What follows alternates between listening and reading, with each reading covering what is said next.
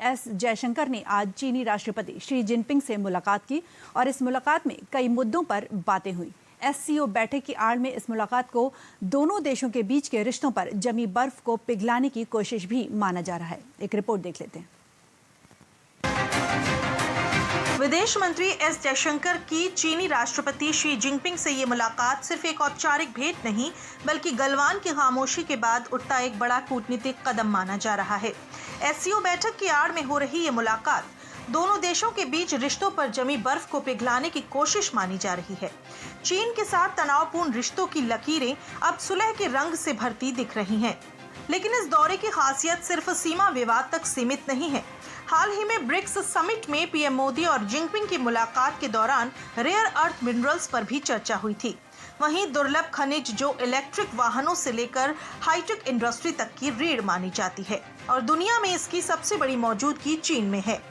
भारत अब इस रणनीतिक खनिज व्यापार में अपनी भागीदारी बढ़ाने को तैयार दिख रहा है। ऐसे में एस जयशंकर की ये चीनी यात्रा एक नई आर्थिक साझेदारी की पटकथा भी लिखती नजर आ रही है।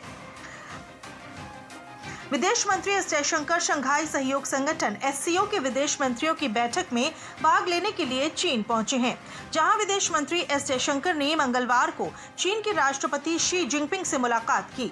जयशंकर ने राष्ट्रपति जिनपिंग को भारत चीन के बीच रिश्तों में हुई प्रगति के बारे में बताया। बीते 5 साल में ये पहली बार है जब जयशंकर चीन पहुंचे हैं। जयशंकर ने जिनपिंग से मुलाकात से जुड़ी एक तस्वीर भी सोशल मीडिया प्लेटफॉर्म एक्स पर पोस्ट की है। इससे पहले सोमवार को जयशंकर ने विदेश मंत्री वांग यी से मुलाकात की थी। इस बैठक में उन्होंने दोनों देशों के बीच स्थिर और रचनात्मक संबंध बनाने की जरूरत पर जोर दिया था। सीमा से लेकर सेंसर तक और व्यापार से लेकर विश्वास तक भारत चीन रिश्तों का ये नया अध्याय माना जा रहा है। भारत और चीन, दो एशियाई महाशक्तियां, दो पड़ोसी जिनके बीच दोस्ती से ज्यादा अक्सर दुश्मनी की दीवारें नजर आती हैं। 5 साल पहले गलवान की हिंसक झड़प के बाद दोनों देशों के बीच के रिश्ते बेहद खराब हो गए थे, लेकिन हाल ही में ब्रिक्स समिट के बाद इस रिश्ते में नई सुगबुगाहट भी दिखाई देने लगी है। मंगलवार को भारत के विदेश मंत्री डॉक्टर एस जयशंकर ने चीन के राष्ट्रपति शी जिनपिंग से मुलाकात की।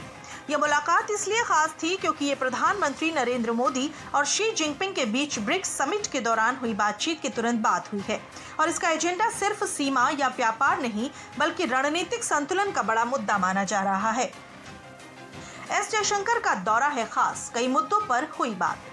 बीजिंग में हुई एससीओ बैठक के दौरान विदेश मंत्री जयशंकर ने व्यापार और पर्यटन को लेकर भी अहम मुद्दे उठाए। उन्होंने चीन द्वारा लगाए गए एक्सपोर्ट कंट्रोल और व्यापारिक प्रतिबंधों को लेकर भी चिंता जताई। जयशंकर ने साफ कहा कि चीन को ऐसे कदमों से बचना चाहिए जो भारत के उत्पादन क्षेत्र मैन्युफैक्चरिंग सेक्टर को नुकसान पहुंचा सकते हैं। इसके साथ ही उन्होंने भारत और चीन के लोगों के बीच संपर्क बढ़ाने पर जोर दिया। उन्होंने यात्रा को आसान बनाने, सीधी उड़ानों, डायरेक्ट फ्लाइट्स को फिर से शुरू करने और सांस्कृतिक आदान प्रदान को बढ़ावा देने की आवश्यकता बताई। एस जयशंकर ने कहा कि इससे दोनों देशों के बीच आपसी समझ और भरोसा बढ़ेगा। एससीओ बैठक के दौरान विदेश मंत्री एस जयशंकर ने आतंकवाद को लेकर भारत का स्पष्ट रुख दोहराया और सभी सदस्य देशों को आतंकवाद के खिलाफ जीरो टॉलरेंस की नीति पर जोर दिया। जयशंकर और शी जिनपिंग के बीच ये मुलाकात राष्ट्रपति भवन में करीब 45 मिनट तक चली। इस दौरान दोनों देशों के बीच द्विपक्षीय संबंधों की स्थिति, सीमावर्ती इलाकों में शांति बनाए रखने, व्यापार सहयोग बढ़ाने और बहुपक्षीय संगठनों में समन्वय बढ़ाने पर चर्चा हुई। चीनी राष्ट्रपति से मुलाकात के बाद एस जयशंकर ने एक्स पर ट्वीट करके कहा कि मैंने राष्ट्रपति शी को भारत चीन संबंधों के हालिया घटनाक्रम से अवगत कराया। हमने सीमा पर शांति बनाए रखने और परस्पर सम्मान पर आधारित रिश्तों को आगे बढ़ाने पर जोर दिया। भारत की मल्टी अलाइंड रणनीति दुनिया ने देखी। जयशंकर की यह यात्रा ऐसे समय में हो रही है जब भारत अमेरिका, रूस और फ्रांस जैसे देशों के साथ अपने रणनीतिक रिश्ते गहरे कर रहा है। अमेरिका के साथ व्यापार, रूस के साथ रक्षा सहयोग और फ्रांस के साथ राफेल डील, ये सभी विदेशी नीति दर्शाती हैं कि भारत एक मल्टी अलाइंड रणनीति अपना रहा है।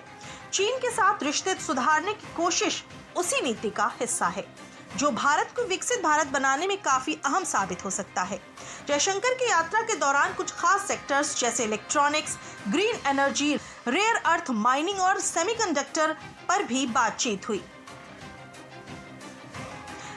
ये मुलाकात ऐसे समय में हुई जब दुनिया रेयर अर्थ मिनरल्स को लेकर नए तरह की होड़ में शामिल हो चुकी है।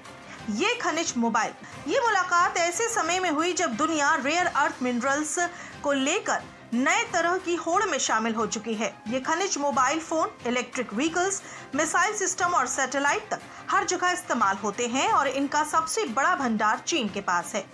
ब्रिक्स समिट के दौरान पीएम मोदी ने शी जिनपिंग के साथ बातचीत में इन खनिजों के व्यापार में भारत की भूमिका को मजबूत करने पर जोर दिया था। इसलिए अब जयशंकर का ये दौरा उसी नीति को आगे बढ़ाने का भी संकेत माना जा रहा है। दुनिया का 90% रेयर अर्थ एलिमेंट चीन रिफाइन करता है। पृथ्वी की सबसे बाहरी परत यानी अर्थ के क्रस्ट में 17 रेयर अर्थ एलिमेंट पाए जाते हैं। चीन में सबसे ज्यादा 440 लाख मीट्रिक टन REE भंडार है। ये दुनिया का 49% है। चीन के बाद दूसरे नंबर पर Vietnam 220 lakh metric tonne REE reserve है। REE के भंडार पूरी दुनिया में मौजूद हैं, लेकिन इन्हें जमीन से निकालना और रिफाइन करना बेहद मुश्किल होता है। चीन सालाना 2.7 लाख मीट्रिक टन REE का उत्पादन करता है। ये पूरी दुनिया का 61% है। इसके अलावा दुनिया का 90% REE चीन में रिफाइन होता है। भारत में आंध्र प्रदेश, केरल जैसे तटीय राज्यों में REE पाए जाते हैं, जहां सिर्फ 69 लाख टन का REE रिजर्व है। वहीं भारत दुनिया का महज 1% प्रोडक्शन करता है।